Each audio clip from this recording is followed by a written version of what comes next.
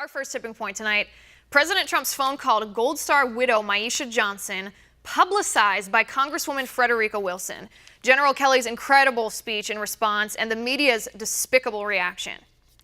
Okay, so there are 5 points to be made about this story. First of all, President Trump should not have said that former presidents like President Obama never called Gold Star families. It was stupid to say, and it wasn't true. It also wasn't the end of the world. It was useless drama. It's just what the mainstream media looks for to use as a distraction so they don't have to talk about President Trump's accomplishments. That's number one. Number two, Congresswoman Wilson acted in an inexcusable way, sharing a painfully private phone call with the mainstream media. Her disrespect in doing this is astounding. If a Republican congressman had done this while Barack Obama were president, the left would agree with me. Number three, and this is a point nobody is making about this story, we don't know, and we will never know, the context of the comment within that phone call. Because of that, the mainstream media assumes the worst. Shame on them. They want Trump to fail, and they don't mind using a Gold Star family as a prop if they can make Trump look bad. That's despicable.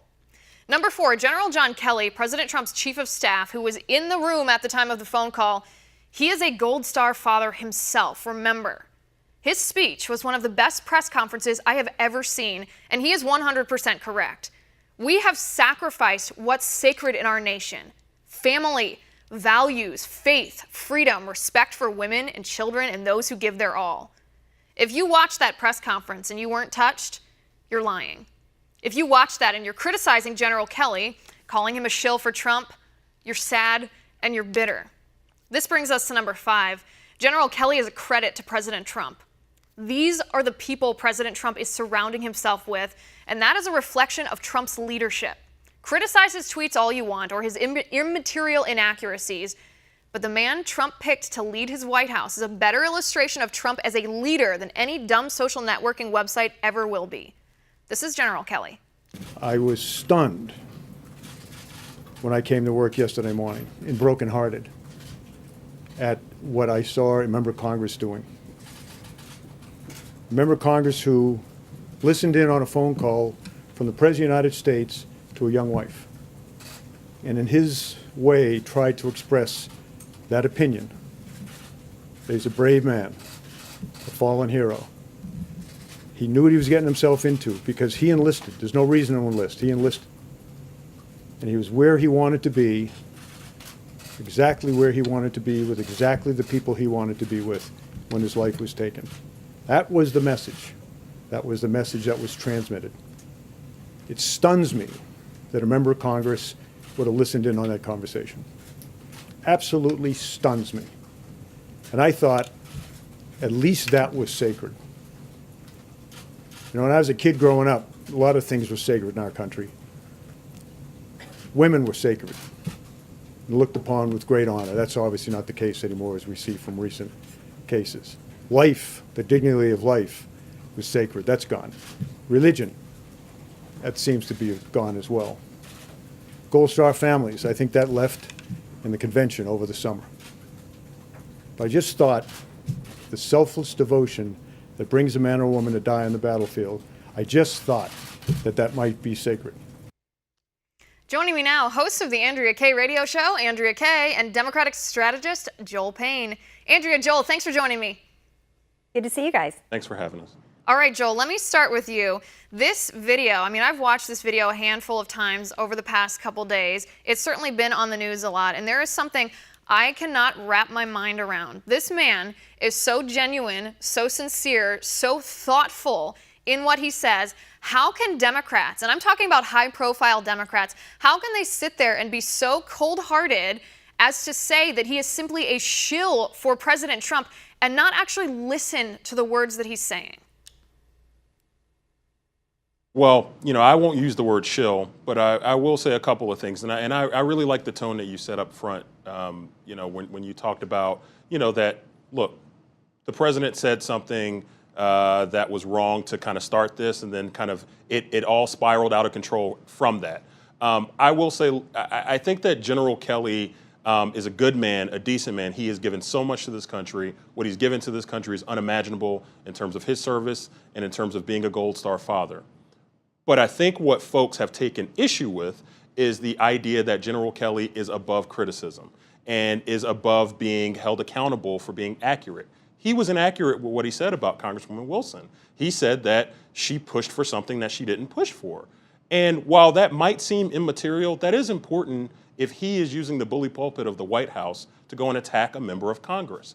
By the way, Congresswoman Wilson was wholly appropriate to be a part of that conversation. She was invited by this family because she's a close family friend of Sergeant Johnson and of his wife. So, right, and be that as it may, I believe that General Kelly is a good man. Right. I think a couple of things can be accurate at once. General Kelly is a good man. He made a mistake. This was a misunderstanding that the president probably could have done something to avoid in the first place. Listen.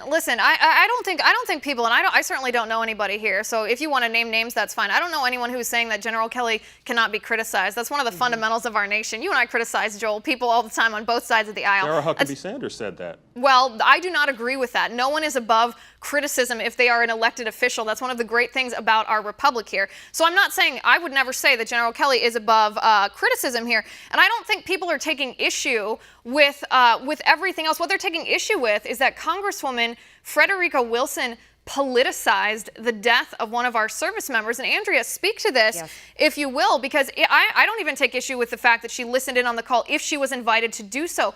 But she shared this with the mainstream media. She made this a divisive, partisan thing. This man gave his life for everyone, regardless of their skin color, regardless of their religion, regardless of the way that they voted. And she made it a partisan issue. That is despicable, no matter what side of the aisle you sit on.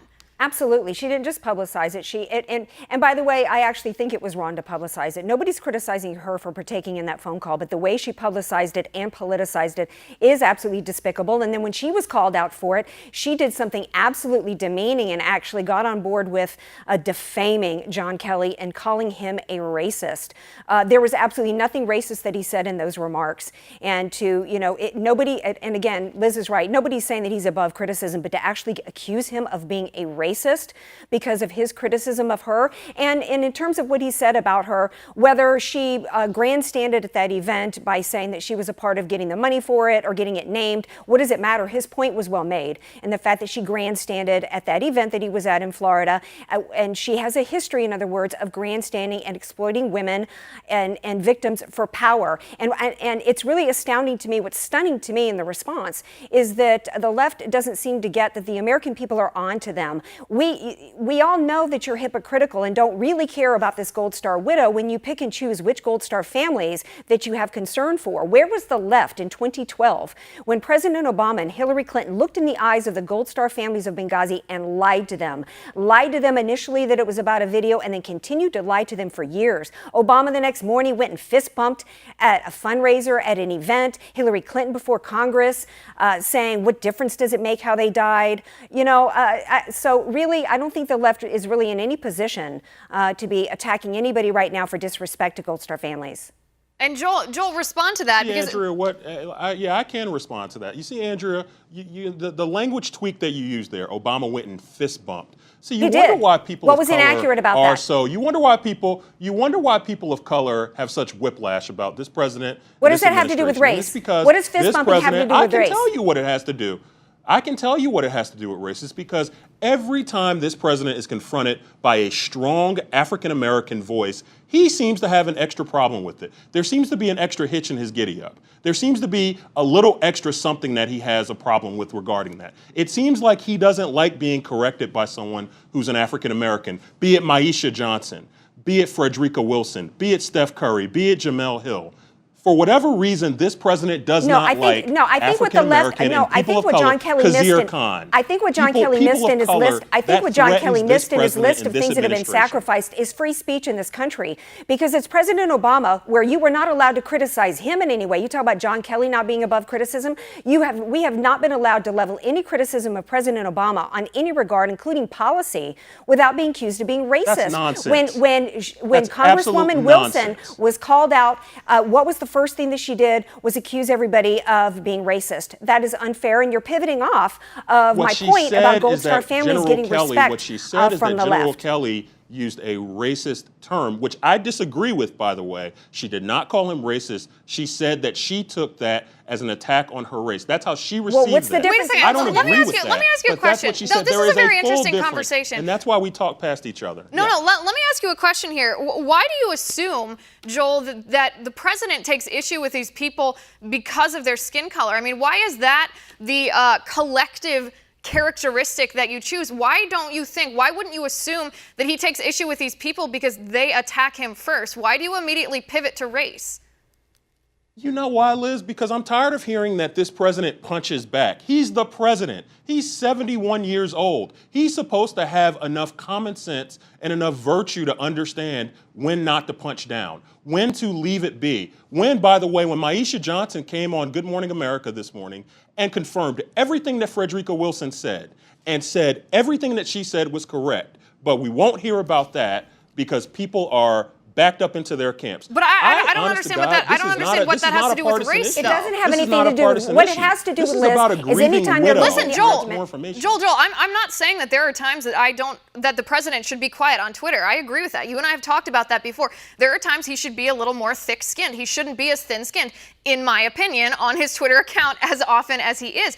I don't see the correlation between that and race. He attacks Mitch McConnell. He attacks Chuck Schumer. He attacks Nancy Pelosi. He attacks people of every characteristic just as often as that. I don't understand why you're pivoting to race. I think that is one of the problems in our country, is that Democrats can't come to the table and say, listen, we don't like how the president attacks us personally. He attacks us personally because we have philosophical differences, or because sometimes he's thin-skinned. Why does it have to go back to the color of your skin? Because truthfully, it has nothing to do with the color of your skin. Do this for 30 Well, why years. is it, if I can Because we've interject been here, why watching him is do it this that for 30 President years. Trump, is it that President Trump is never allowed to defend himself at all? Who actually leveled these accusations here? I don't think that there's anybody with any intellectual honesty who could listen to that phone call and say that whether or not you think that one particular phrase was less than artfully said was not a well-intentioned phone call from his heart. And so to mischaracterize it, if I was President Trump, I might be a little hurt myself and a little defensive if I had been attacked for doing something that President Obama didn't do with John Kelly. All right, Joel, we have 15 Well, seconds. Joel, last word. All I was going to say, the original sin, as Liz said at the top of the show, was the president going and making a ridiculous attack against past presidents. That's where this started. It started with the immaturity and the lack of leadership and the lack of focus of this White House. That's where this started. And I don't agree with that. I don't think it's an original sin. I think he shouldn't have done that. I think the original sin is the mainstream media always looking for something to hack Trump with, and even stooping to the level of using a gold star family, a woman who just lost her husband, a woman who just lost her son, as pawns to make their political point. That is the shameful part. Everything Andrea, that Joel, Frederica Wilson we have to said. go. Thanks for being here.